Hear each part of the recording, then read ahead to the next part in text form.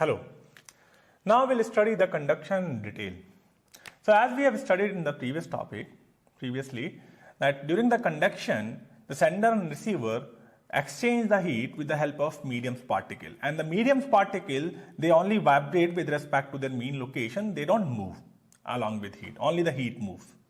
So in case of conduction, we divide that conduction into two subtopics, before steady state and the after steady state. The explanation before steady state is different and the explanation after steady state is different. So this is before steady state. So before steady state, there are these medium's particle. I have represented them by 1, 2, 3, 4. And these 4 particles will be having the same temperature, because if they will not be having the same temperature, heat between themselves will start to transfer. So if they are having the same temperature, there will be no heat exchange happening between them. So the sender and the receiver, this is the inlet for us. Inlet in the sense the heat will be coming from here, and this is the outlet for us, meaning heat will be taken out from here. So sender, when it comes into contact with particle 1, it gives the heat to the particle 1. I'm saying that heat as Q. So the Q heat was provided by the sender, and it's a continuous amount of heat the sender will provide. The Q heat was provided by the sender. So before that Q heat, this particle 1 was vibrating. It was having its own temperature. It was vibrating. So let's draw their zone of motion. So this is the zone of motion. This is the zone of influence for 2. This is the zone for 3, and this is the zone for 4. Now, zone means the particle were vibrating in this zone, and the particle 2 was vibrating in this zone.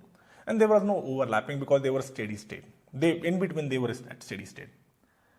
So the moment sender provided heat to the Q will receive that heat. It will consume that heat for a time being, obviously, and its vibration will increase. When its vibration will increase, its zone of influence is going to increase. So which was this, in this case, the zone of influence will increase. When the zone of influence will increase, it will start affecting the particle 2. So this particle 1 vibrates more. Then it starts affecting particle 2. When it starts affecting particle 2, some of the heat or energy will transfer to the 2. I'm calling this 1, Q1.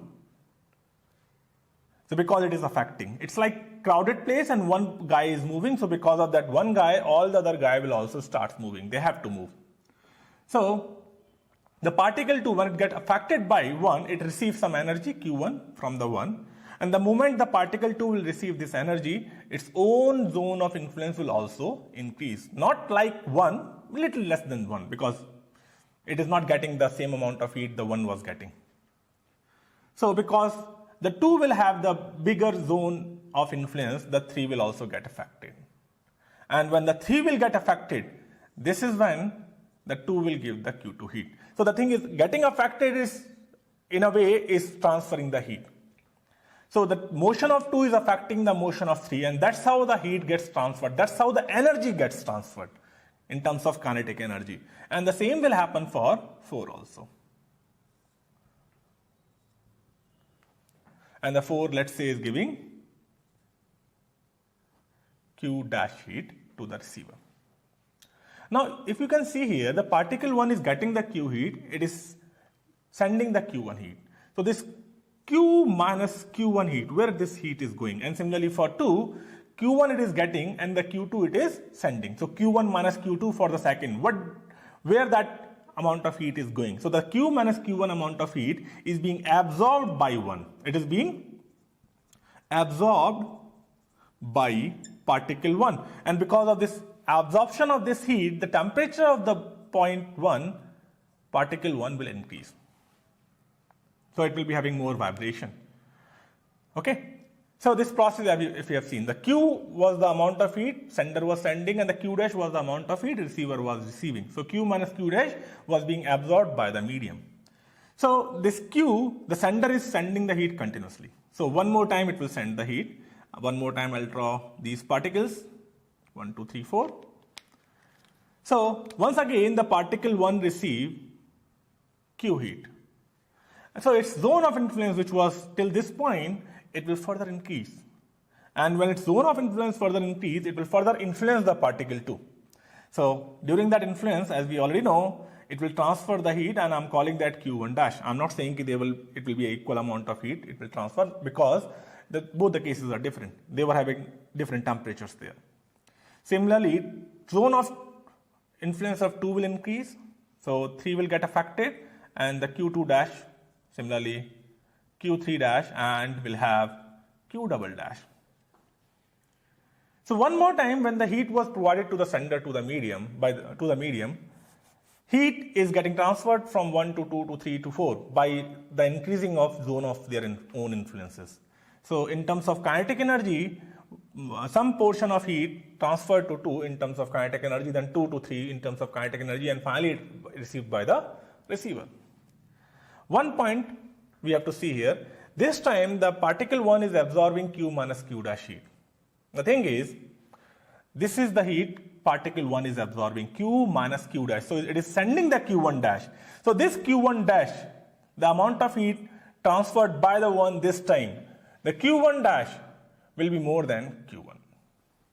The second time particle 1 will send the more amount of heat to the particle 2. Similarly, particle 2 will also send more amount of heat to the particle 3, that is Q2 dash.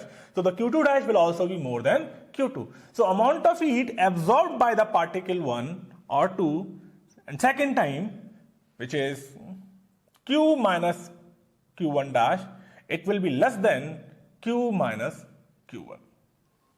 And same will be for the particle 2. This time particle 2 will absorb less amount of heat. So each and every particle will absorb the less amount of heat second time. So the amount of heat absorbed by the whole medium, which was, if you remember, Q minus Q dash, that was the amount of heat. Q was given by the inlet and the Q dash was taken out by the outlet. So the Q minus Q dash was the amount of heat absorbed by the whole medium. So this time the Q minus Q dash, the amount of heat absorbed by the medium in beginning, that will be more than the amount of heat absorbed by the medium next time. Or I can say the next time, second time, the medium will absorb less, transfer more. And same will be happening for the third time. So with time, the amount of heat absorbed by the medium will be less and less. So finally there will be a time when the amount of heat given by the sender and the amount of heat received by the receiver will be same. So after achieving the steady state,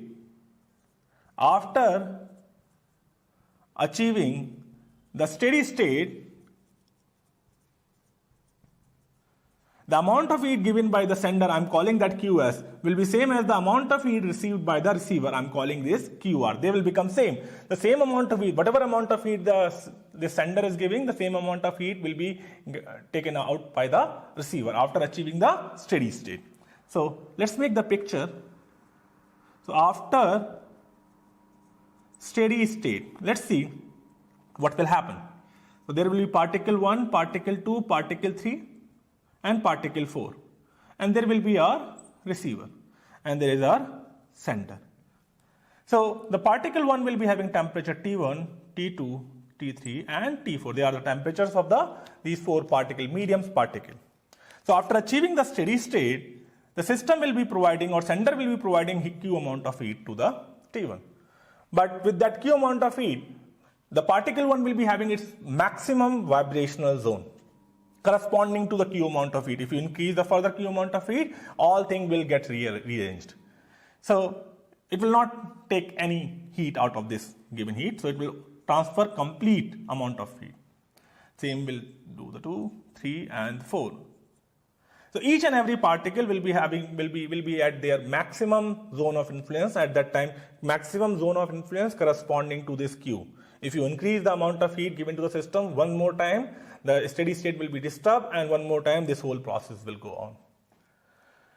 So after achieving the steady state, each and every particle will be at their maximum zone of influence, so they will not absorb any more heat. So whatever heat they are getting, they will transfer the whole amount of heat to the next particle, and through this process the heat will reach to the receiver finally. Okay, so this is the case, and at this state, if you see, at this state, the temperature of 1 will be more than temperature of 2, will be more than temperature of 3, and so on. The particle which is in contact with the source or sender will be having the maximum temperature, and the particle which will be in contact with the outlet or the farthest away from the sender will be having the least temperature there. Okay, So this is the case. After steady state, that's what happened. Now we want to make the formula. To make the formula, we will convert this medium into a simpler medium. So for us, I'm taking a linear object.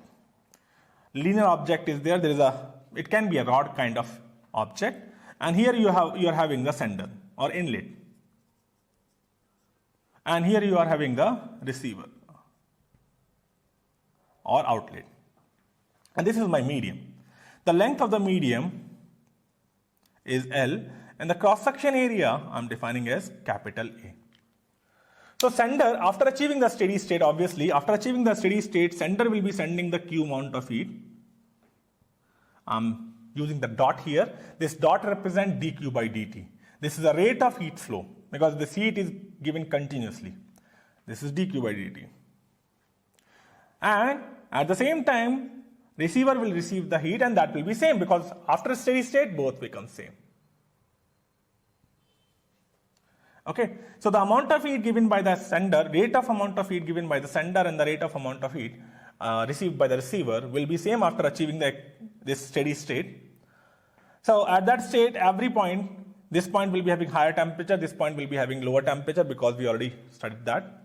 So this heat we want to calculate. So what we will do, we'll go for x. From the sender, we'll go for x, location x, and we'll cut an element of dx length. Okay.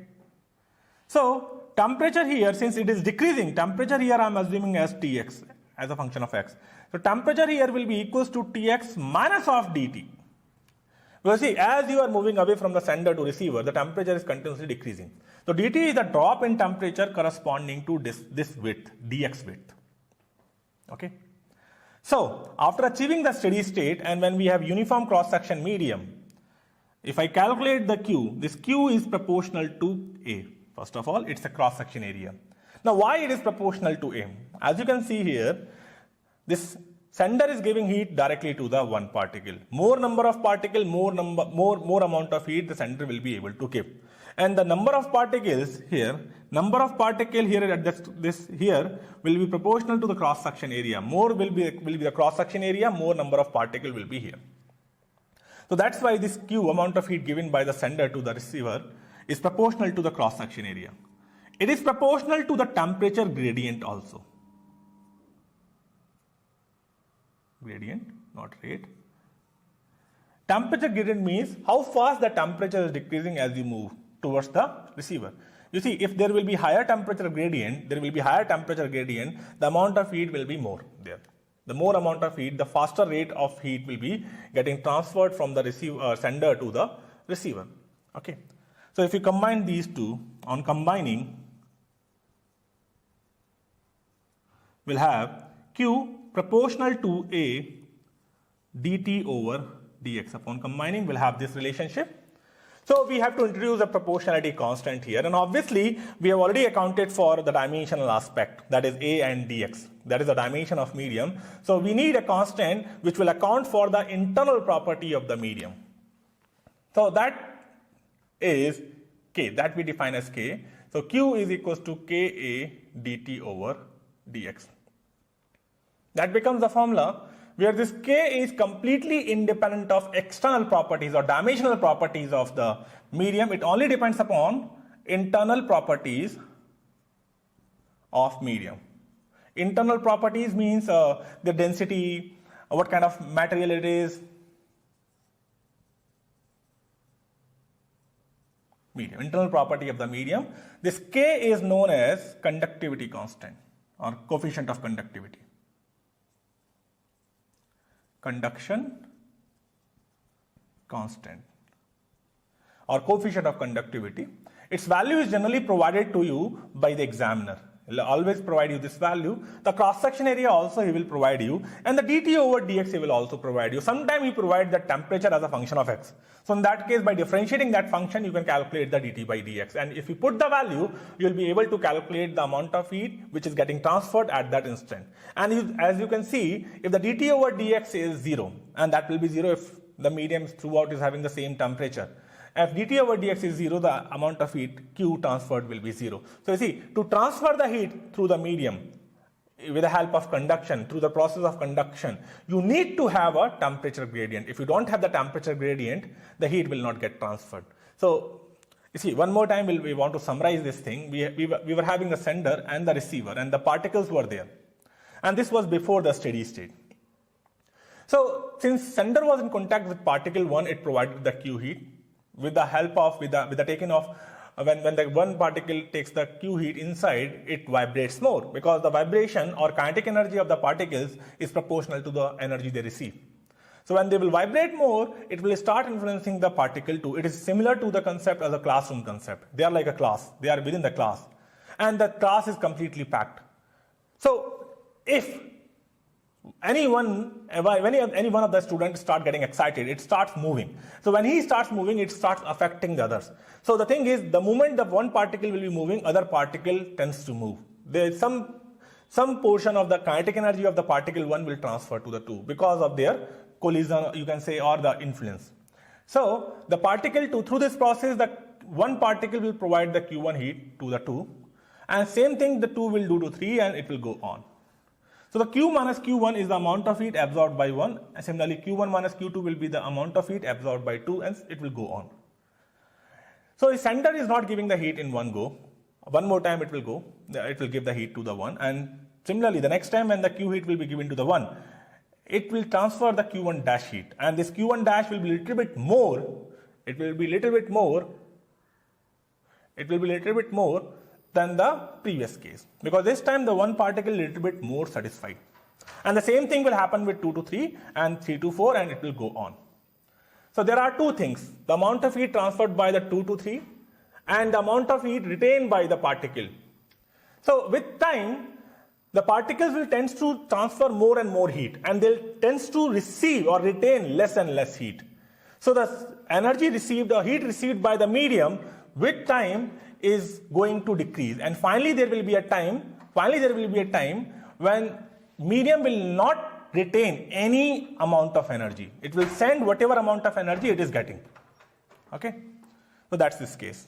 Then we did the formulation. We took this case where we had the medium, linear medium we had, and the Q heat was transferred through it, and the Q heat was received through it.